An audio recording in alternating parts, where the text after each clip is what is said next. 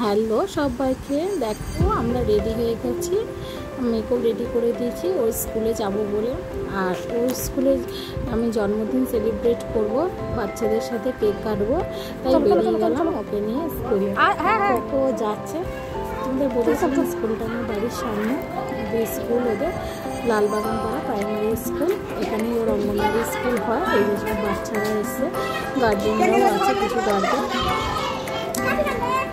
ওর বন্ধুরা ওকে সবাই ওকে happy birthday বলেছে, দিদিমণিও হ্যাপি বার্থডে বলেছে। দেখো কত বাচ্চা রয়েছে।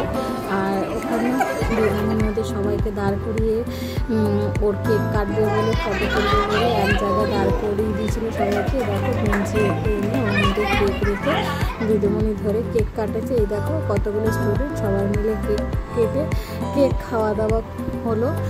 যাই হোক, ওকেও সব খাইয়ে দিল, ও নিজে নিজে কেক খেলো। লাস্টে কী করলো, কেকের যে ছুরিটা আছে, ছুরির মধ্যে যে ক্রিমগুলো লেগেছিলো ওইটাও চেটে চেটে খাচ্ছিলো।